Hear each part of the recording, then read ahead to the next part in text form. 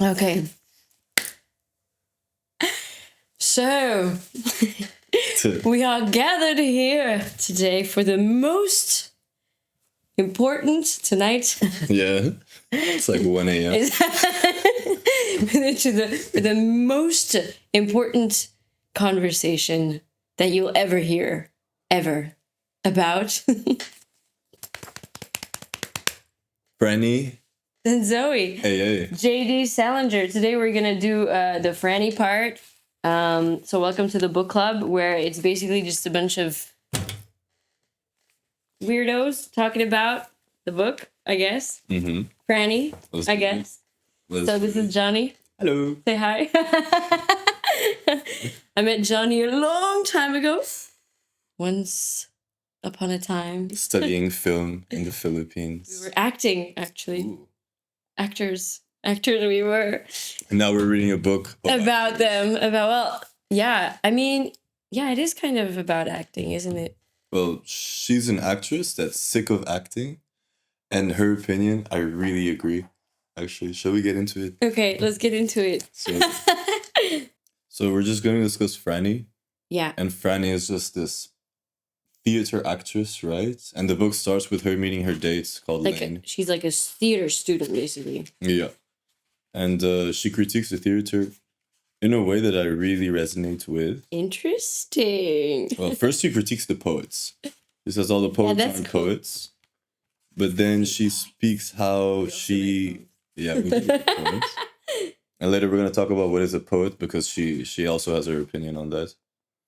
She has a lot of opinions. So they're at a restaurant called Sickler's. And so basically it's two people, right? So Lane is her date. Mm-hmm. They're together. Ish. Well, it starts off with him reading her letter to him. And it's a very lovey-dovey. And she says, I love you 3 times. So I think... and she's like, why don't you love me? Why don't you say it? I tell you all this. Yeah, she's very skeptical with all these ideas. Yeah. But, I mean, I feel like the plot of the first part, which is... Because it's 2 parts. You have the Franny and the Zooey part. And I feel like we don't... Even if you haven't read the book, it's not such a spoiler to say what happens. Because... Maybe we shouldn't spoil. It is mostly basically just them going on a date and her confronting Lane about her growing sort of restlessness about like what she's really doing with her life. Do we know how old she is, actually? No, I don't think they say how old they are. I think they're quite young, because she's like college Yale. What's that? like 20-ish? 20-something. 20-something. And so yeah, they get to the restaurant and he orders snails and frog legs. Have you ever had frog legs? No. I've had snails. Escargot is fine. But frog legs? Anyways. Have you had frog legs? No. But then while she's talking, he's disjointing the frog legs. Really? It literally writes. I miss all these details. Yeah, it's ew. So yeah, he asks her, why are you quitting the theater? And he says, I thought the goddamn theater was your passion. And it's the only thing I've ever heard you. And she says... I love that monologue. She's like, do you want to read her part? Yeah. So, okay, I'll treat it as if it's my monologue. Go for it. the mic. All the lights. I just quit, that's all. It just started embarrassing me. I began to feel like such a nasty little egomaniac. I don't know, it seemed like such poor taste, sort of, to want to act in the first place. I mean, all the ego. And I used to hate myself, so when I was in a play, to be backstage after the play was over, all those egos running around feeling terribly charitable and warm, like kissing everybody and wearing their makeup all over the place, and trying to be horribly natural and friendly when your friends came backstage to see you. I just hated myself. And the worst part was that I was usually sort of ashamed to be in the plays I was in, especially in summer stock. And I had the good parts, so don't look at me that way. It wasn't that. It was just that I would have been ashamed if, say, anybody I respected, my brothers, for example, came and heard me deliver some of the lines I had to say. I used to write certain people and tell them not to come. And he says, so you think you're a genius? You think you're a genius? You think you're a genius? And All I know is that I'm losing my mind. I'm just sick of ego, my own and everybody else's. I'm sick of everybody that wants to get somewhere, do something distinguished, and I'll be somebody interesting. I agree so much. It's disgusting. It is. I don't care what anybody says. We're going to have a debate about it. And then he says, actually, this is kind of the crux of the This is story. how he, like, jousts her. Yeah. I like what he says. You sure you're not just afraid of competing? And I'm not afraid to compete. It's just the opposite. Don't you see that? I'm afraid I will compete. That's what scares me. That's why I quit the theater department. Just because I'm so horribly conditioned to accept everybody else's values. And just because I like applause. And just because I love applause and people to rave about me doesn't make it right. I'm ashamed of it. I'm sick of it. I'm sick of not having the courage to be an absolute nobody. I'm sick of myself and everybody else that wants to make some kind of a splash. That sentence is kind of like, I think it's one of the most, like, you know, the sentence of the story. Like, I'm sick of not having the courage to be an absolute nobody. Yeah. Not having the courage, like the way she frames it is quite interesting. Because everyone in acting school is like a freaking poser. I swear. Well, I mean, it's also just kind of like life in a way. Like, we've been grappling with this. Probably. I mean, I've been grappling with this. I'm on her as side. A performer. Yeah. I'm like in this space where I was in that very much, particularly when I just had my kids. So I'm a mom. I had kids like 6 years ago. I had my first kid. And I remember sort of like going out after that. And even without it being in the sort of theater world, it's kind of also just a critique of like just how everybody sort of presents themselves in the outside world, right? Or like in a social context. Those who hunt for fame. Yeah, but even for me, like I even sort of had this notion or this feeling of it, like being in a sort of circle of like where we live in, you know, in a small circle of artists, creatives, yeah. People that are, you know, getting somewhere, that are, and it's something that I used to feel very much similar to her about. What do you think? Why do you agree with her? Tired of dealing with loose cannons, mostly. Loose cannons. And all the actors are just so egotistical, I feel. Because you kind of need the ego to act, because you have to be delusional and think, I can do this, I deserve this, I will do this. But to put yourself on stage in front of a number of people and be like, the spotlight is on me, yeah. And I'm about to. But people do it for various reasons, right? What do you do it? What did you do it? I do it to forget. To be someone else. Yeah. For sure. Yeah. To be someone else. It was never like a, hey, please be fucking in awe of me in my presentation. It's mostly like, it's a form of escapism at the same time. I feel like it's interesting because she specifically, you know, like talks about the backstage moment after the play, right? Like, because it's almost like it's a different thing. Like when you're in the play, when you're performing, you're like, you completely lost. You're like, you know, channeling whatever. Yeah, you're like whatever people feel when they also, you know, play music or whatever you do that makes you forget yourself. Entering that zone. And it's the after part of it, the whole, almost as if maybe the stage is not necessarily when you're acting or when you're playing, but it's like after that, like almost as if the whole act of the world was not when we're officially performing. Like I could have experienced it that way. We're kind of performing all the time. We are. And acting and putting on our masks and taking them off before we go to shower. Yeah. I do believe. But yeah, she just rants all about him. And before all that, she rants about the poets. Do you want to know what she says about the poets? Tell me what she says about the poets. So she knows a lot of poets, apparently in her college or whatever. And she criticizes, saying that they are not poets. Those who call themselves poets. They're not real poets. They're just people that write poems that get published and anthologized all over the place, but they're not poets. Just tell me first what a real poet is, if you don't mind. Lane. That's what Lane says. Lane keeps jousting her, digging deeper in what she has to say. And she says, I don't know what a real poet is. If you're a poet, you do something beautiful I mean, you're supposed to leave something beautiful after you get off the page and everything. The ones you're talking about don't leave a single solitary thing beautiful. I think she's just in a state where she hates everything. Honestly. We've all been there. What is a poet, Sarah? What is a poet? I think what's like obviously at stake here is like this whole like performance and reality thing. Like, where is the line between, you know, identity as performance? I think, for example, it's super easy to lose yourself into something that you're good at. Like if you write a poem, if you're a poet, or if you write poems, if you write good poems, you can easily identify like as a poet, you know. And there's so much like the whole world right now is all about like identity and, you know.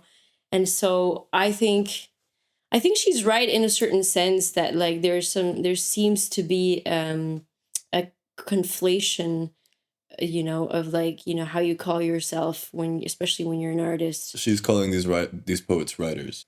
Do you like Lane? I feel like he's kind of a dick. Like, honestly. Like eating his escargots and frog legs, and she's pushing her about not eating her chicken sandwich. Like, literally. And she's just drinking her glass of milk. Yeah, she drinks a glass of milk, drink the whole thing. Do you think that you have the courage to be an absolute nobody? Maybe. Do you not? What is it to be an absolute nobody? I'm sick of not having the courage to be an absolute nobody. Is it just not pursue like a grand? Yeah, it's really yeah. Be a bus driver for the rest of my life. Yeah. I mean, well, I think I don't know. It's interesting because, like, you know, when you're good at something, you sort of want to play the game. Right? You get sick of it as well. Yeah, but I do understand that, like, you would have a sort of aversion to wanting to play the game.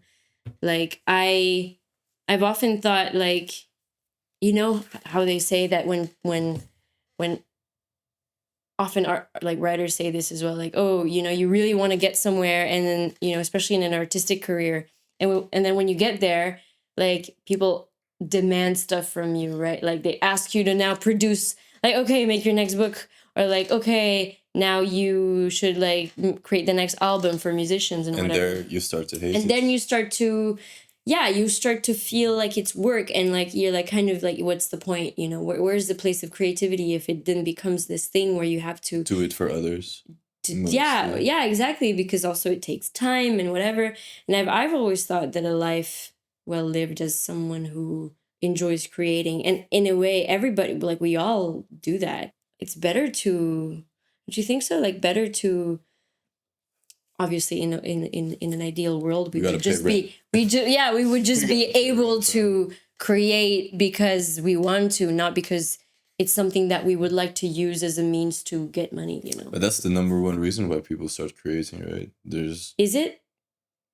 I feel like the people who really truly love it, they do it for themselves, no? Not for like the exposition of it.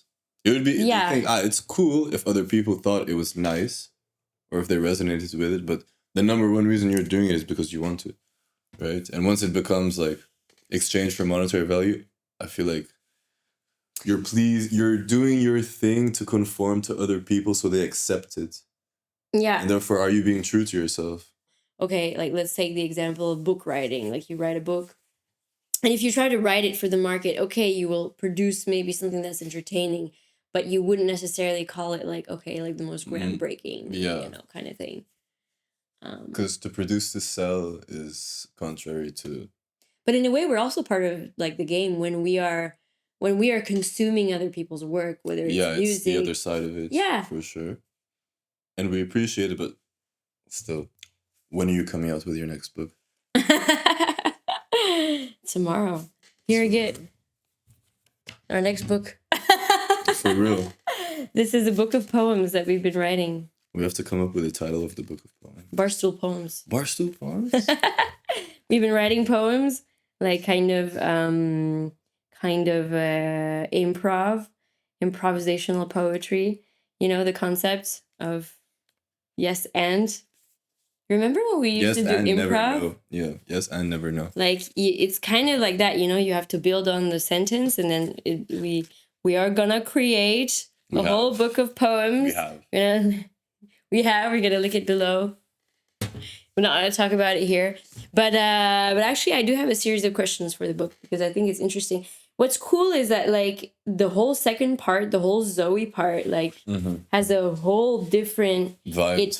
It adds to this different. It has a different layer to the whole story because at the same time, like there's this thing where she's obsessed with ego, right? So she's like sort of obsessively criticizing and feeling triggered by other people's egos, but at the same time, you know, this concept of ego wearing better clothes. We talked right about this, huh? Like, oh my gosh, like there's no ego. I'm so much better because like even if you just imply it, you're still here judging other people's ego, which is a form of ego with your own. Yeah. So then where's the, you know, is there actually, it's kind of a trap in a way. We like to think we could reach no ego, but I think that's just an ego in itself, right?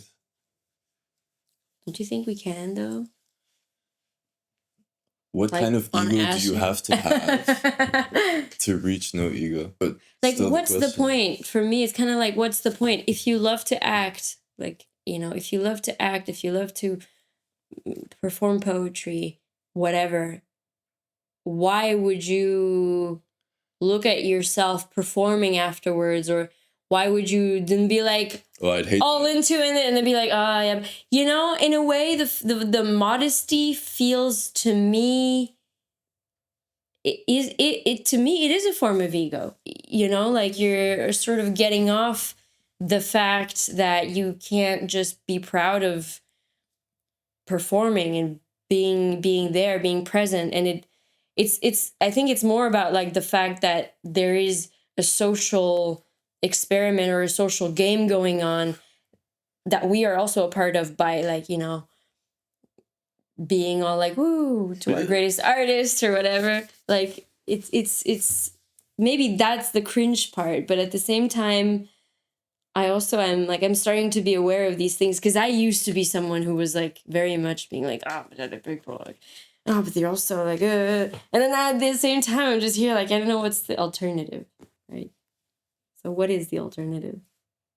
I think it's cool to be a fan, like of things and of people, and I think it's really cool if you give them praise in person while they're still alive. But if you do that to me, I'm like, ew, bro.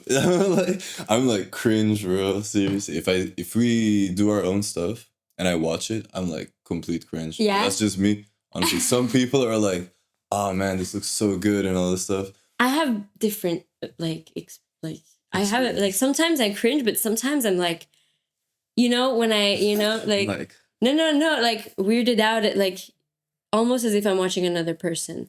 Like if we once we had a really cool scene. So yeah, it was a really good scene. It was a really good scene. We did a Kenneth Lonergan scene from the play This Is Our Youth. Oh, This Is Our Youth. And how long was that? The was scene? A beautiful scene. It was like a 15-20 minute scene. Like 20 minutes straight, like in on stage theater. And you know what? When people were like applauding us, I was like, yeah, I kind of like it. I was really into it. You know, I was like, yeah, give me the praise, man. Like 2 people came up to us after the show. And they were like in absolute awe. And we were just like, ah. But they were like in absolute awe. Like, guys, did you really memorize all of that? And we were like, of course. Who the fuck do you think we are? So proud of 2 months straight. Yeah. I was so excited as well. If it would have been shot, which I deeply regret not making sure it was. But if it would have been like, yeah, on camera. If I looked at it now, like looking back at all the films I did, like I would like just short films, obviously. Like I'm just looking at it like it's a completely different person. Like I'm just like, if we had seen that, I would have been quite proud of us, honestly, because it felt really good. Just doing it, that was good enough for me. Like seriously, just the experience of being there first person, because you forget about the audience, right, when you're in it. That's the split, I think. Like when you act as an actor or like even just as a performer, whatever you do, music, it's like, I think it fits for all kinds of performance where you're like in the mode and the flow and it's like a complete, you know, like you're taken and then all of a sudden it's like you're kind of brought back to it and then the people praise you if you did a good job, you know. And like it's like you're different. It's a bit of a weird thing because I feel like I don't know what I just like channeled something, and I don't say like, oh, I just channeled, but you do lose yourself in some sort of like a surrender, and it's kind of like maybe the feeling is more of like, yeah, why are you praising me for like I didn't. I'm just doing God's work. I'm just doing God's work. You know, it ain't me. It's him upstairs. But I think that's what Zooey sort of like in part 2, which would be really interesting to explore in another video because, like I think they go into this whole like family tangent and stuff. But I think like the point that he's trying to tell her is just like, who the fuck cares? Like it doesn't matter. Like okay, yeah, it's ego, but what else are you gonna do about it? What else? You know, like so her disgust with egotistical actors is itself a kind of ego performance. But at the same time, I have met a few actors, especially in recent times, who are really very like you can see that they wear the ego outside of the stage in a way. And that's a different thing. Maybe she's triggered by that because it's kind of like you see. You know who? Cillian Murphy. You know the guy from Peaky Blinders. Cillian Murphy. You know the guy from Peaky Blinders. Yes. Yeah. So anyway, he's like super nonchalant in real life. Yeah, nonchalant, kind of humble. You know, like kind of. I don't know. That's like a different. It has a different vibe than like. Have you seen Jim Carrey? Jim Carrey. I love Jim Carrey. What are you doing? Yeah, but he's like a weirdo a little bit. This is gonna turn into like a gossip session. He's all like as if he just took like a million acid trips. Yeah, for sure. I mean, if I were Jim Carrey, it's Cillian. It's Cillian. I knew it. Where's he from? I swear. He's Irish. He's Irish. All right. Irish. Oh my God, Cillian. So, thank you, camera guy. I have a question for you. Is it possible? Oh shit, the crack. Sorry. Is it possible to reject ego without creating a new, subtler ego around that rejection? It's kind of like what we were talking about. What is an egoless vessel?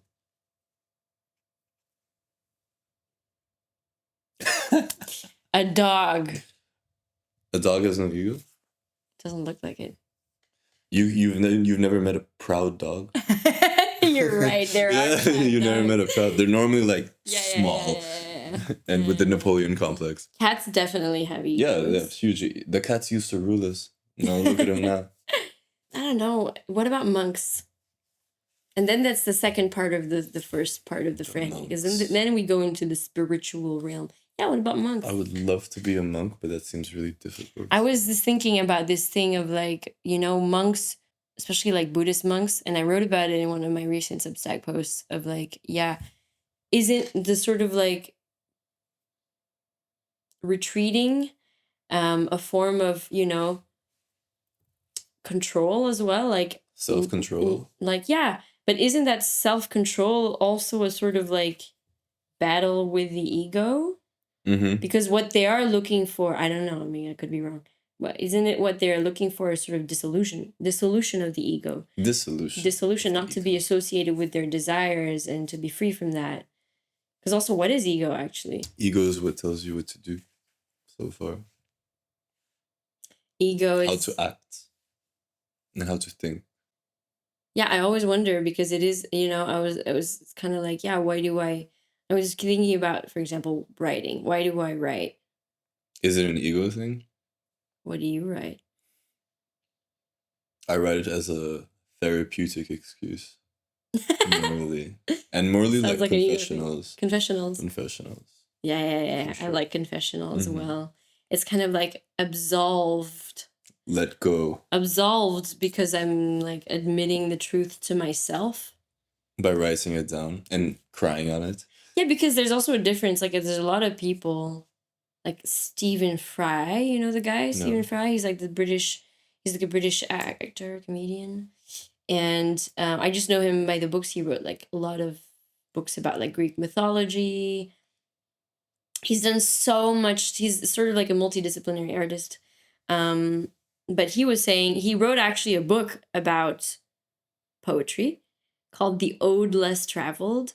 And he was like, yeah, I write poems. Like I have a confession to make. I write poems, but like for myself, you know. And there's so many people, and that's what I find beautiful about poetry. Like there's so many people so many people that write poems just for themselves that will never see the light of day, but they will write those poems, and there's like an intimacy that's felt there.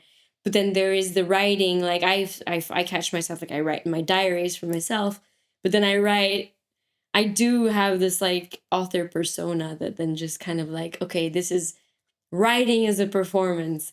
I'm making a point, And where do you think that comes from? Ego. Ego? When did it start? That's a good question. I think the thing is, I've always written as a kid. I was always writing stories. Weren't you? I think why I mainly started writing poetry was to give it to someone I loved. That was it. It was writing love poems because I was trying to explain how I felt. But in like a way that's I could understand mostly. A very specific way. Yeah. In a weird way, I feel like it's also to witness yourself. Like I realized this recently, like I write to witness myself because I need a witness. I feel like I've had that, like, what my son, I have a son, he's like 6. I think I told you this. We were just doing like groceries and stuff. And then I had received a new book in the mail. And then he was like, "Oh, Mama, is that your new favorite book?" And I was like, "I don't know. I haven't read it yet." And he's like, "Yeah, are those stories?" And I told you, right? And I was like, "Yeah, no, it's essays, kind of like, what love is." And I mean, it wasn't that, but I was kind of like trying to explain the concept of essays for him. But it is kind of stories. I was like, "Yeah, how to love and what is a good life and what is a bad life." And he was like, "Yeah, Mama, my good life is always having someone to play with." I was like, really wise. I was like, okay, deep. Okay. And he was like, "Yeah, my bad life is always it's not having anybody to play with." And then he was like, "Yeah, Mama, I know what your good life is. It's always having somebody to talk to." You be yapping. I be yapping so much. I be yapping so much. And I feel like that's why I write. Because I need to express myself, but I need an audience. But if there's no other audience, then I do it for myself because ultimately you're the only one in your, like, life is a subjective experience. And it's in that contact. And then that's why there's acting. That's why there's art. That's why there's creativity. It's the contact. It's the need to be witnessed in that, I guess. I don't know. And maybe that's part of ego. We have to look up the definition of ego. Let's look up the definition of ego. They don't even know what the ego is. What is an ego? They keep talking about it. According to... It's Killian? My God. Ego is a noun, plural egos, defined primarily as a person's sense of self-esteem or self-importance. Interesting. It also refers to the part of the mind responsible for reality testing and personal identity, particularly in psychology. Well, then, okay, definition, a person's sense of their own value and importance.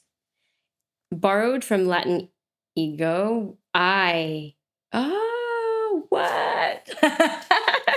With a usage appearing in English as early as the 1820s. He has the biggest ego of anyone I've ever met. So it's a sense of identity. So it's grandiose. Ego is what? Then ego is just your sense of, what is identity? Identity is a self-narrative. Then, is that it? So it's nowadays, it's a story you tell your identity. Nowadays, let's talk about identity. But there is a hyper fucking focus on identity these days. Like everybody is so way too much. Like it becomes a thing that that's what I mean. Like I feel like because the world is a stage, and I feel like in Franny and Zooey, they go to a restaurant and they're like in this restaurant, and that's kind of like the stage. Because in a restaurant, like especially this restaurant where they're in, like if he's there like eating the escargots and the fucking frog legs, it is a kind of performance. It's like stating we are the kind of people who eat frog legs. I mean, I'm sorry, but I've never. I feel like Lane is totally that type of guy. Yeah. Just eat frog legs and snails and watch you bitch about you whatever fuck you eating. A chicken sandwich and milk, I would bitch about it too a bit, honestly. A chicken sandwich and milk? She eats chicken What is sandwich. my date on? She's there talking about ego. And then she talks about, guess what? Jesus, because of the prayer. No. She talks about, but then there's a pivot. There's a pivot at some point. And I think this is where it gets interesting. There's a pivot to spirituality and to all of that. And she starts talking about basically like the Jesus prayer. I like the prayer. Where is it? I've never heard it before, but it always starts with, give me a second. Well, the starets tell him about the Jesus prayer, first of all. Lord Jesus Christ, have mercy on me. And that's how it starts. And supposedly... That's what I used to say at Mass. Is it? They said kneel. Kneel. Yeah, of course. It's God. Especially the word mercy.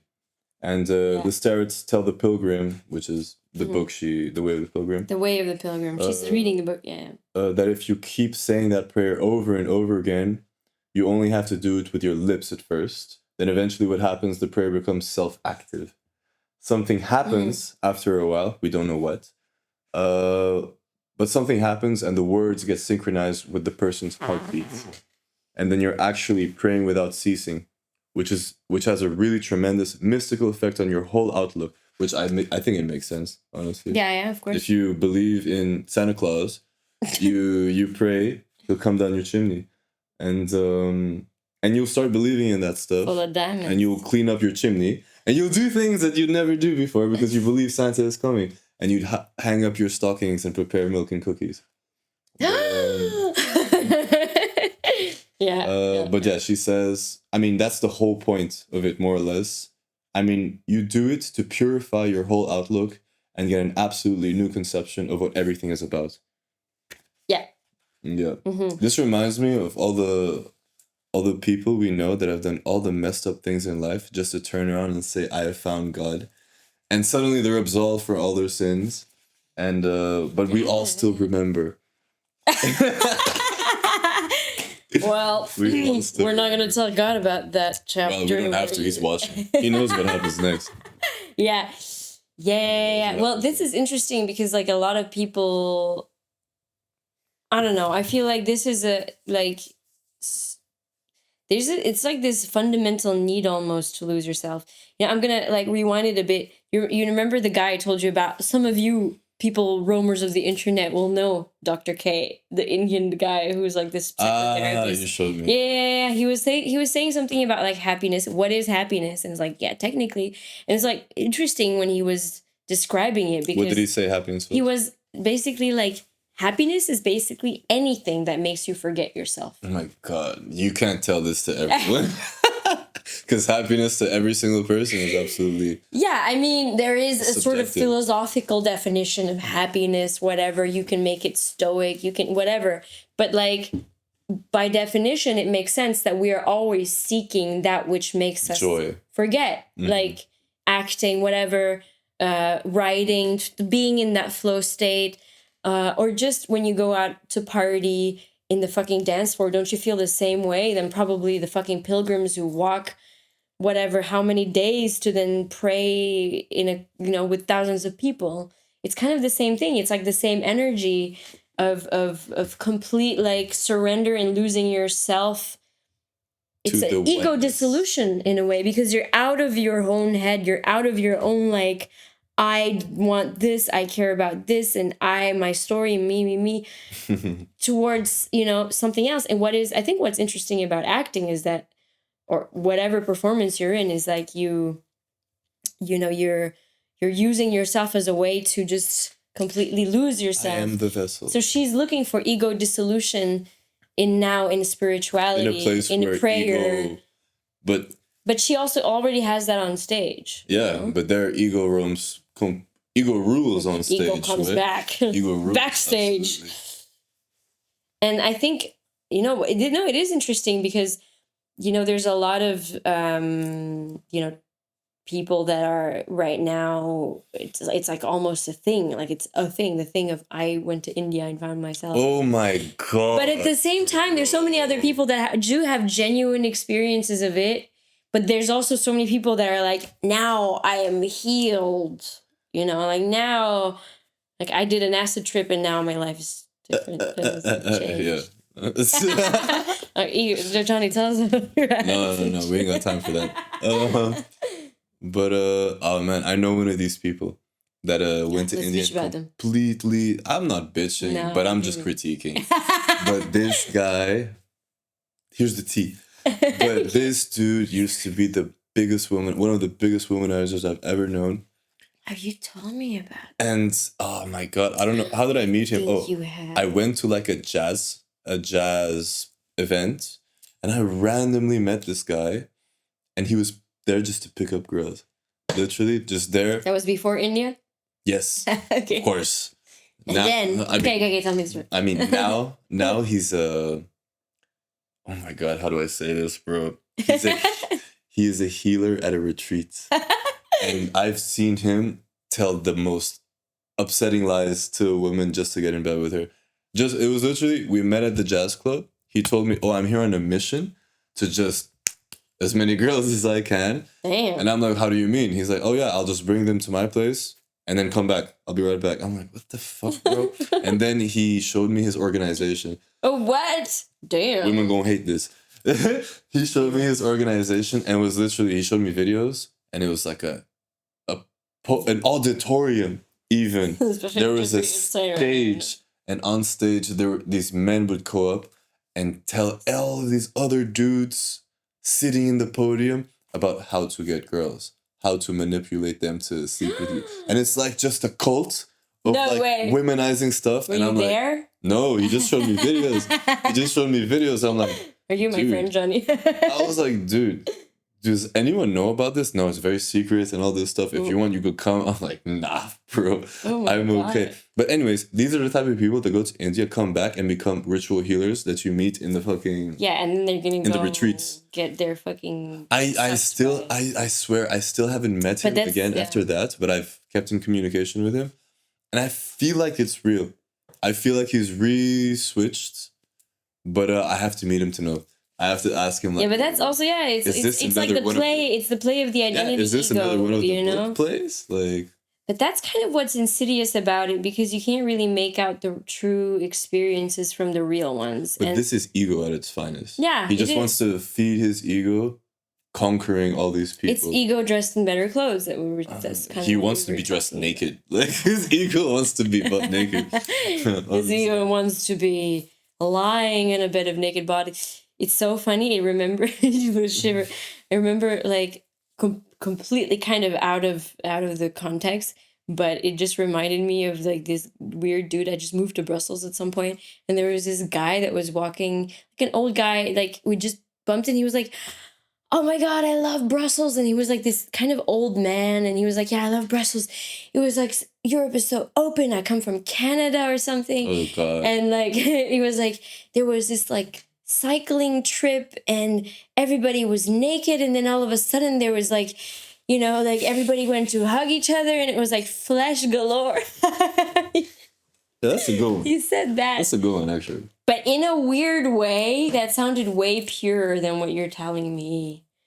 For sure. Like, this dude was hunting with a stick. With a stick. And the other guy was just trying to cycle naked. Do you know the book Three Body Problem? I've heard about this like a bunch of times, but no. So the Three Body Problem is a sci-fi book. It's a giant sci-fi series. It's an amazing fucking series. It's really, really fucking good. If you like sci-fi, you haven't read it yet, read it. It's one of my favorites. It's basically about, like, it starts with, it's basically about an alien invasion, right? And it starts with, like, the first book is about, like, this strange technology arriving on Earth, and it's so high tech and high advanced, and people are invited to play this weird game called the Three Body Problem, in which they have to solve the Three Body Problem, you know, like when you have three bodies like in orbit somewhere, and like it's the thing you have to. I'm not a mathematician or not that smart, but it was interesting because there was aliens, and at some point, like, they have a completely different civilization. And there's like this scene, there's even a Netflix show about it, although it sucks. But there's a scene where the guy is like communicating with the aliens, and the alien has no concept, like their civilization, they have no conception at all of narrative, of like storytelling, you know, like aliens stories. Do not narrate. And like they had like basically their civilization was a civilization, like their species was a species in which they couldn't lie to each other. Like they could really read through each other. Like they had emotions. They were like social beings, but there was no hiding because everybody was exposed to their truths. While we're, as a species, we're like, you know, they named us Homo sapiens, which is wise man, but we're like basically just, we're like gossip apes. We're like just chimpanzees that know how to tell a great story. And what is ego but just telling a great story in a way? And it was interesting when in that scene, also when you read the book, or even actually in the show, that was an interesting scene where the aliens are like, what do you mean story? What is a story? And then the guy explains, you know, like, well, you know, the guy that's kind of representative of the earth and is like amazed by the aliens and the alien invasion. He's like, well, yeah, we tell stories, we can lie, we can, you know, we fabricate. That's what a story is.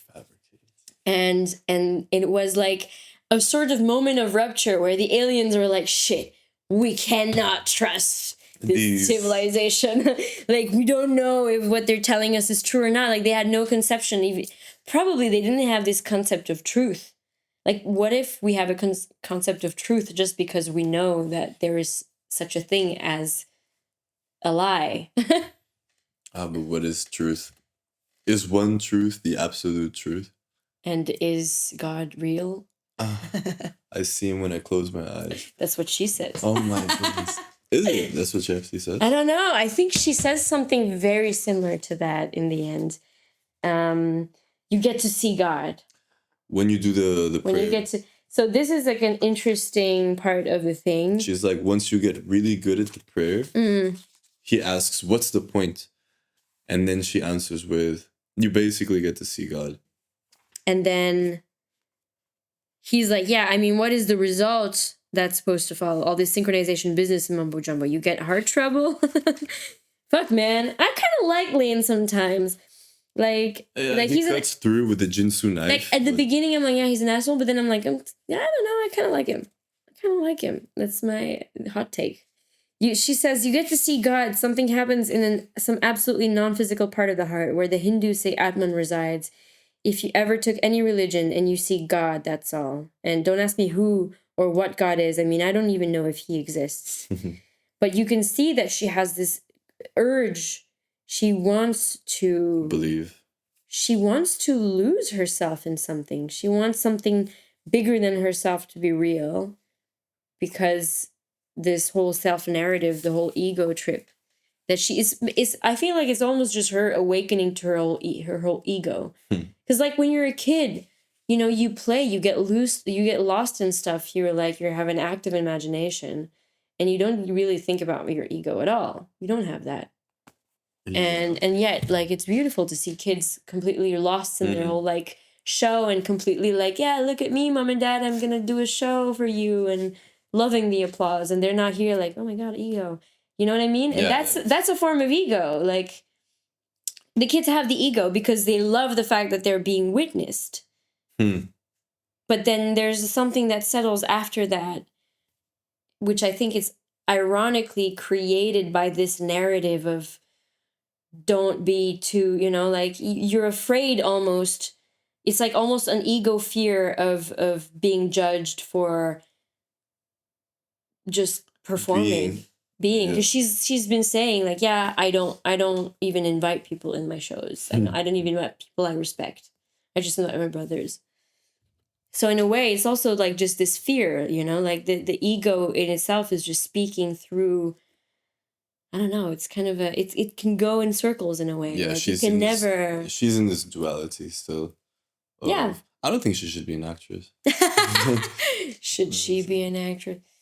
But I mean, you'll still see a bunch of actors that say like, I hate my own films. And they're like one of the greatest actors still.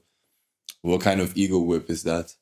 Yeah, but that's what I mean by modesty. Like, I'm not interested in that anymore as well. It's kind of like, really though?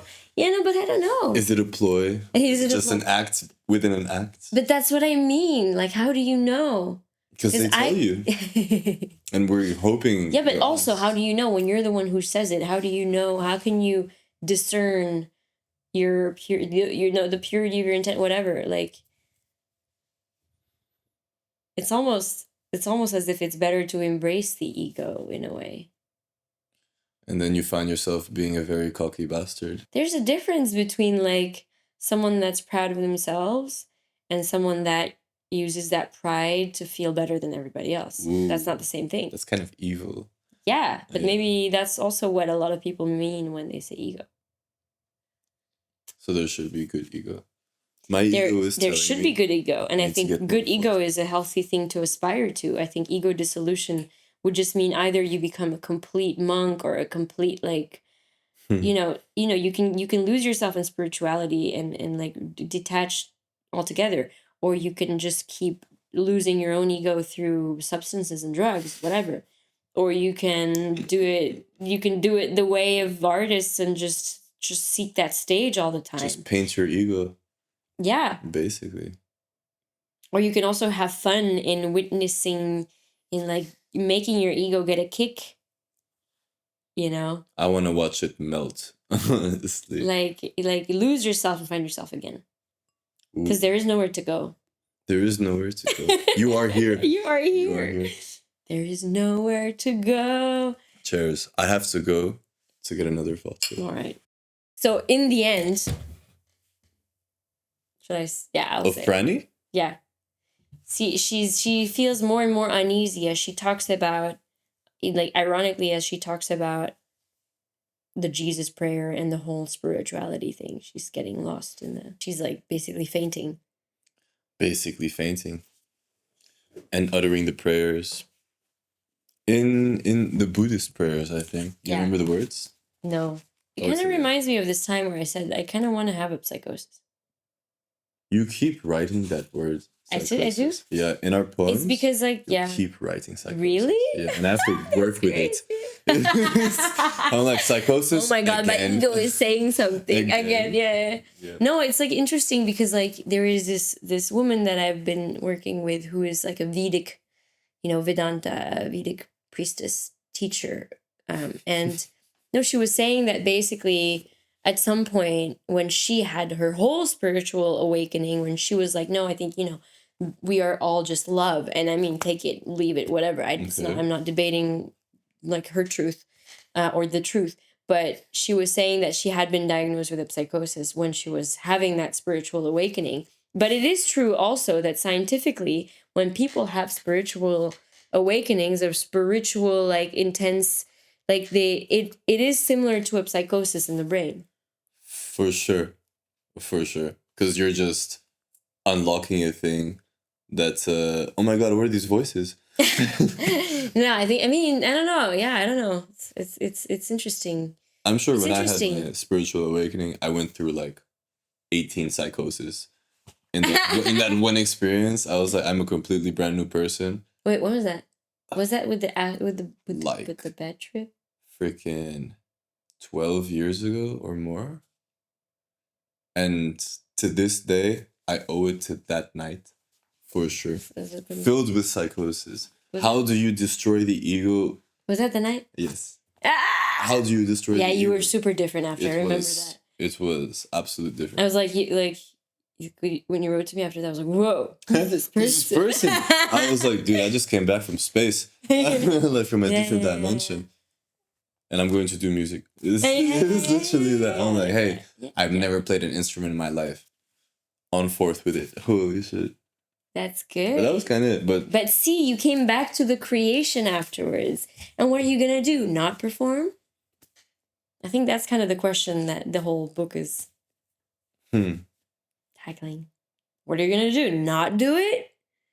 What else? What else are you gonna do? For real. We're human. That's what we do. We create. We get lost in the stream, in the flow, and like, it's fascinating. It's fascinating because it's interesting because she's seeking to lose herself in certain ways that are just as potent as the ways that are given to her. It's just that the whole culture that she is in around theater and acting and whatever is so egotistical. It's egotistical. It is, yeah, because the whole world is like that. The whole world is, as Shakespeare said, good old Shaky.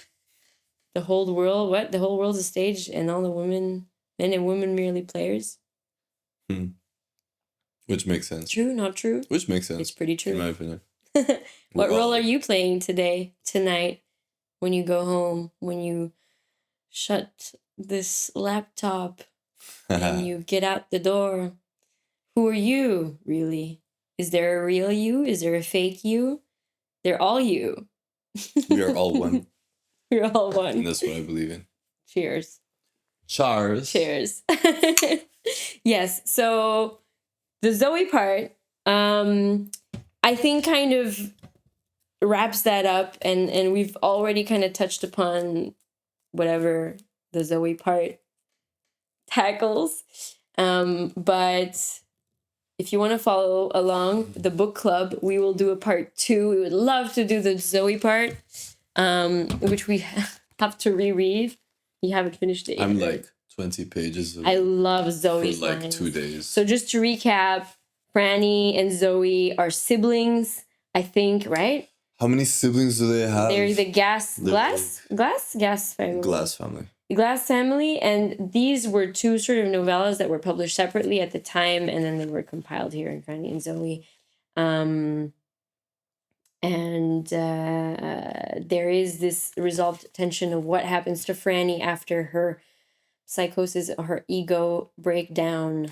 But I do think it's like a normal part, in a way, of growing up. In like just realizing. Everyone goes through that? No, I don't think everyone goes through that, but I do think a lot of people will be familiar with sort of a reckoning of, what am I even doing this fucking for? Like, I don't even want to play the game, you know. And I want, like, you know, we're not gonna lie, like, everybody wants recognition.